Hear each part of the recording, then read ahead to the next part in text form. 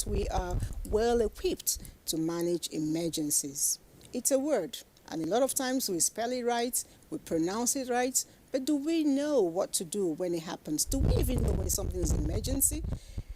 That's a question we intend to thrash out today, and of course profile solutions as to what to do and what not to do during the times of emergency. Emergency can be in your office, it can be in your home. Someone told me that she had emergency in the dream. I don't know how that works out, but maybe she will call in to tell us how you can handle emergencies as well in your dream. My guests are all laughing. My name is Elizabeth Abaya, and the show is Conversation. Let me start with you. Are you sure you're not going to start your comedy show?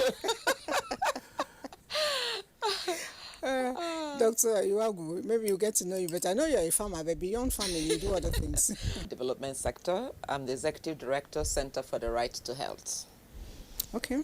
Very soon you'll tell me you're also a banker, a media practitioner. You're moving from farming, It's all right, so. Good morning, viewers over there. My name is Audu Goji. Just like my partner here, Dr. Stella, says, I'm also a nurse by profession, a public health practitioner, and a humanitarian worker. You know, I always find it nice when I see men who are doing nursing, and I tend to ask, how do you give injections? You know, how do you do all the pulpitting, especially for pregnant women and all of that? It's not a usual thing for men, but it's interesting when I see men going into it. It shows that what women can do, men can equally do, but I don't know if you can do it better. All right, we'll take a break to find out.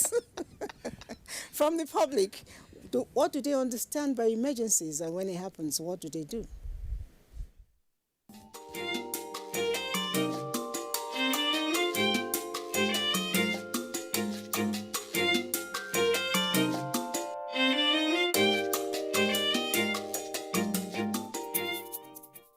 If you put preventive measures in place ahead of time, fire will not just take you all hours like that. And also for homes, I know, especially at this time that of course fuel scarcity is facing us in this nation. I just still want to advise, I know we don't have fuel, but we shouldn't hot fuel in our homes because it's very highly flammable. So if you hot fuel in your home, you just know that you are 50% close to fire already, because any little chance, any little trigger, your house is on fire. And then maybe for supermarkets, we've been seeing a lot of people shops getting burnt recently, and I sit and wonder, okay, where are all their safety measures? Are there no safety measures in place? Like other places, there should be sprinklers in the mall, like in case there is a fire, or smoke detector, any little thing, so that they can nab it quickly. But where you do not put those things in place, that is where you see fire will just out of nowhere and it will overwhelm you. Yeah, like in my home, I will always inform my wife and the children. They should make sure they take care of the gas very well. They should lock it very well and check. And the mother should also check again if the children should use it. Normally, like in my own place of work, we have fire extinguishers of different types. So if there and people train for that. If there's any fire outbreak, how to handle it, and even some of us are given the basic rudiments, some basic knowledge of how to handle fire incidents. First of all, you have to make awareness. You can kind of shout for people to know that, okay, there is fire. All organizations are meant to have what we call a muster point. That's a point whereby everybody will run to in case of fire emergencies and so on. Well, where I work, I've seen a couple of firemen coming to, sensitize. Everybody's supposed to know about this, even at homes. First of all, what I need to do is to find my extinguisher. With my extinguisher, but if the fire is more than what I can handle, so the best thing is to find my exit, to actually run for my life and save my life first. Definitely, I've been having it in mind to get one. Though I remember at some point in time, there were some other people that came to our office to advertise some of their fire emergency products. So there's something they call it fireball or something that you throw into the fire. So whenever you throw into the fire, it bursts. Then it brings a kind of a powder that it quenches the fire. So I'm thinking of how to get that, actually, as a measure in controlling this menace of fire outbreak.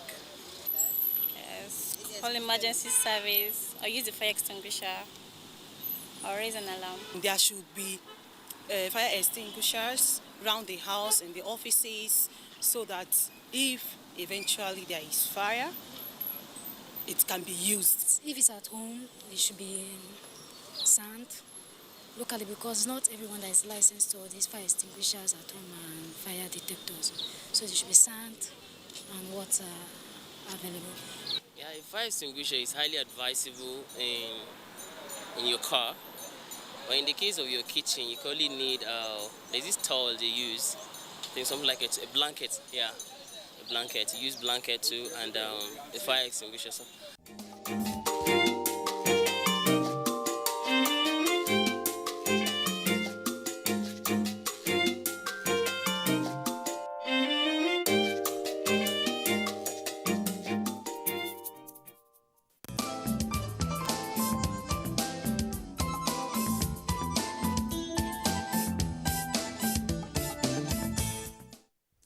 All right, conversations is just beginning, and I know that a lot of questions, I think it's just by the promo and introduction of the topic, I see questions coming in, but I have to be honest with you, I will not take these questions now. I will definitely come to you later, but let's start with the guest in the house. You know, when that was going on, something came up. We talked about the muster points, and we made a bit of commentaries around it. And I said, how big should a place be for us to have a muster point?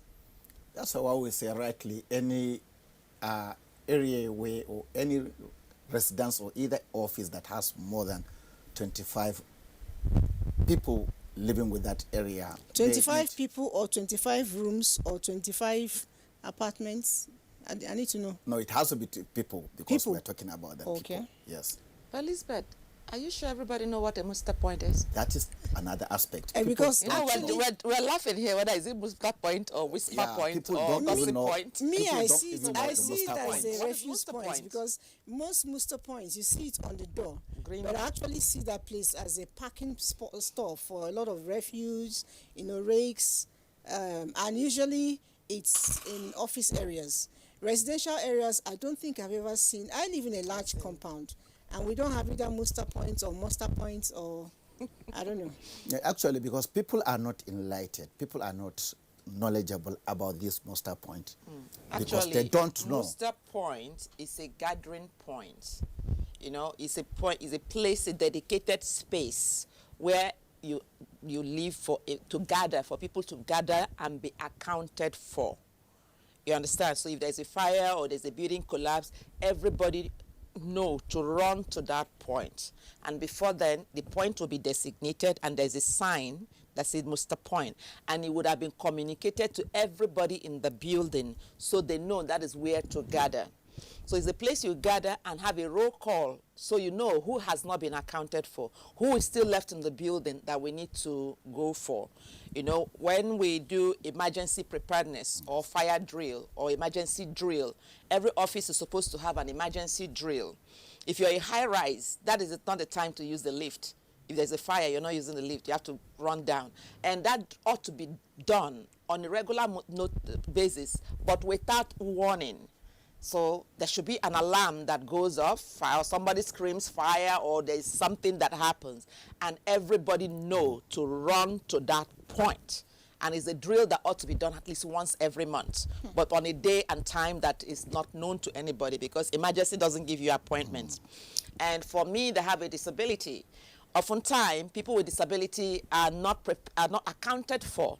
So when you do your drill, 1 or 2 or 3 persons must be responsible for getting the person with disability to that muster point. So it's a drill that must be practiced and communicated and practiced so that it helps to reduce death and disability during emergencies. So the muster point is a gathering point to count, to make sure everybody has been accounted for. Okay, it's good we're learning. Now, Ms. Audu, I want to get back to you again. I I'd like to know, you are a Red Cross, personnel, and I know every day you do a lot of reach out to people. We went out to the street really, and maybe not all that we got were able to put out here because of time, but it's amazing that a lot of Nigerians